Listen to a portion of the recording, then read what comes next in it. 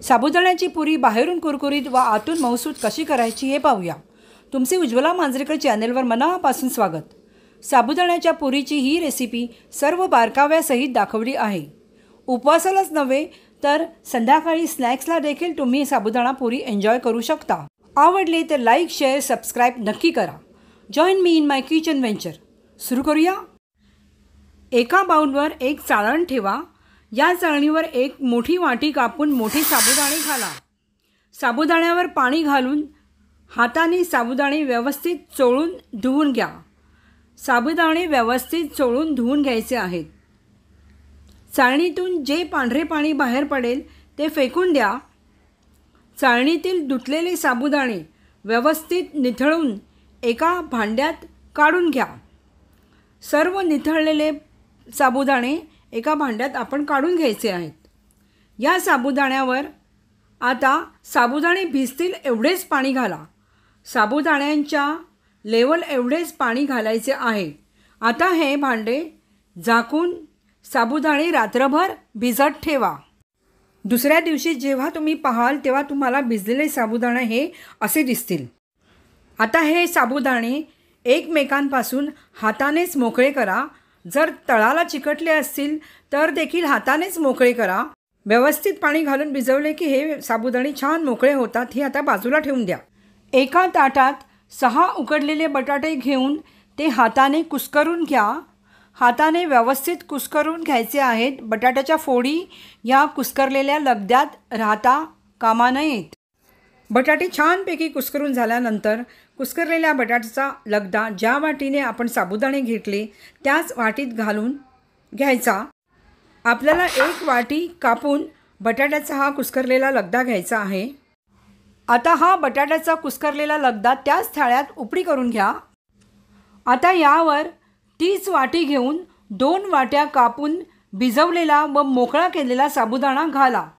1 वाटी बटाट्याच्या लगद्याला 2 वाट्या भिजवलेला साबुदाणा घ्यायचा आहे. आता बटाट्याचा कुस्करलेला जो लगदा आपण घेतला आहे तो थोडा मोकळा करून घ्या. पहा, मी दाखवले आहे त्याप्रमाणे थोडा मोकळा करून घ्या.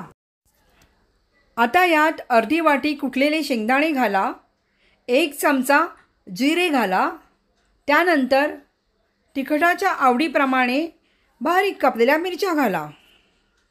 आता उकडलेल्या बटाट्याचा लगदा, भिजवलेले साबुदाणे, बारीक कापलेल्या मिरच्या व कुटलेले शेंगदाणे हे सर्व व्यवस्थित एकत्र करा. पहा, जसे मी दाखवले त्याप्रमाणे एकत्र करा. त्यानंतर आपण ह्यात चवीनुसार मीठ घालायचे आहे. व्यवस्थित मीठ घातल्यानंतर हे सर्व मिश्रण परत एकदा छानपैकी मिक्स करून घ्या. मीठ व सर्व जिन्नस एकमेकांमध्ये सरमिसळ व्हायला पाहिजेत. आता हे मिश्रण व्यवस्थित एकत्र करा. दोन्ही हाताने ते आधी एकत्र करून घ्या. बटाटे घातल्या कारणाने याला छान बाइंडिंग येते. दोन्ही हाताने व्यवस्थित जवळ घेऊन त्याचा एक अखंड गोळा करायचा आहे. दोन्ही तळहातांना व्यवस्थित तेल चोळून घ्या आणि हे सर्व मिश्रण व्यवस्थित जवळ करून घ्या. कुस्करलेल्या बटाट्यांमुळे सर्व घटक पदार्थ छानपैकी एकत्र येतात आणि आपल्याला हा असा, पहा तुम्ही बघतच असाल, छान असा गोळा मिळतो. आता एका वाटीत थोडे तेल घेऊन ते थाळ्यातच बाजूला ठेवायचे. आता तळहाताला थोडे तेल लावून छोटे छोटे गोळे करायचे आणि त्या गोळ्यांच्या अशा प्रकारे पुऱ्या थापायच्या आणि पुऱ्या सर्व रेडी करून ठेवायच्या आहेत आपल्याला. अशा रीतीने सर्व साबुदाण्याच्या पुऱ्या हातावरच थापून घ्यायच्या व थाळ्यामध्ये रचून ठेवायच्या. या पहा, जसं मी करते आहे तसेच आपण करायचे आहेत. साबुदाण्याच्या पुऱ्या अशा प्रकारे पुढील प्रक्रियेसाठी तयार ठेवायच्या. आता एक साबुदाणा पुरी झाऱ्यात घालून अशा प्रकारे तेलात सोडा. आपोआप काही वेळाने ती झाऱ्यापासून सुटते. उलटी पालटी करून ती तळून घ्या. जसजसे तेलातले बुडबुडे कमी होतात तसतसे साबुदाणा पुरी तयार होते. ती प्लेटमध्ये काढा. एकापेक्षा जास्त साबुदाणा पुरी तळायच्या असतील तर आधी एक साबुदाणा पुरी घाला. त्यानंतर काही वेळाने दुसरी साबुदाणा पुरी घाला. पहिल्या साबुदाणा पुरीने आलेले तेलातले बुडबुडे कमी झाल्यानंतर दुसरी साबुदाणा पुरी घातल्या कारणाने तेल आपल्या अंगावर देखील उडत नाही. आता काही वेळाने तिसरी साबुदाणा पुरी घालायची. पहा, तुम्हाला दिसतच असेल, जसजसे आपण साबुदाणा पुरी तेलात घालत जातो तसतसे तेलातले बुडबुड्यांचे प्रमाण वाढत जाते. त्यानंतर दोन्ही बाजूला अलटीपालटी करून साबुदाणा पुरी तळून घ्यायच्या आणि एका प्लेटमध्ये मी दाखवले आहे त्याप्रमाणे काढून घ्यायच्या. लक्षात ठेवा, एकदम सर्व साबुदाणा पुरी तेलात घालू नका. तेल उफाळून वरती येते.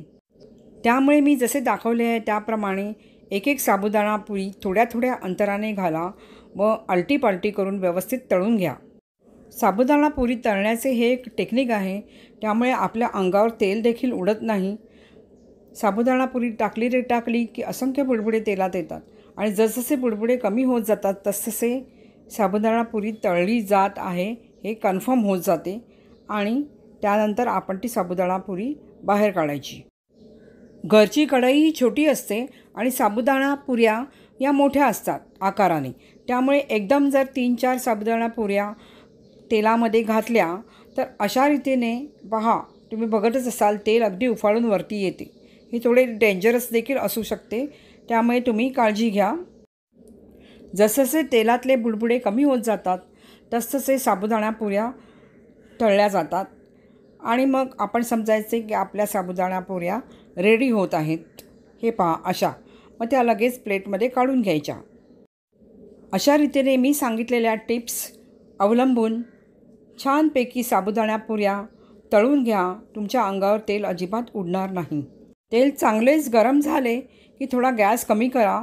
आता आपण शेवटची साबुदाणा पुरी घातली की तेल तर उफाळून वरती येतेच. थोडा वेळ थांबा. बुडबुडे छान झाले की समजायचे साबुदाणा पुरी रेडी झाली. उलटी पालटी करून ही साबुदाणा पुरी व नंतर आपण प्लेटमध्ये काढून घेऊया. साबुदाणा पुरी ही आकाराने मोठी असते, म्हणजे आपली जी नेहमीची पुरी असते त्या आकाराची असते. त्यामुळे साबुदाणा पुरी तळताना बऱ्याच प्रिकॉशन्स घ्या आणि साबुदाणा पुरी तळा. काटा साबुदाणा पुरीवर फिरवला का लगेच समजते साबुदाणा पुरी कशी कुरकुरीत झाली आहे. तुम्हाला अगदी जवळून दाखवते. अशा रीतीने केलेली ही साबुदाणा पुरी चवीला अगदी भन्नाट लागते. उपास किंवा व्रतालाच नव्हे तर एरवी देखील साबुदाणा पुरी स्नॅक्ससाठी तुम्ही नक्कीच खाऊ शकता. दही साखरेची चटणी किंवा शेंगदाणे मिरची कोथिंबीर घालून केलेली चटणी याबरोबर ही साबुदाणा पुरी अगदी भन्नाट लागते. दह्यामुळे साबुदाणा पचतो. चला आता आपण खाऊन बघूया. वा, अगदी मस्त झाली आहे. आवडले तर लाईक शेअर सबस्क्राईब नक्की करा. See you soon with the next recipe. Till then bye.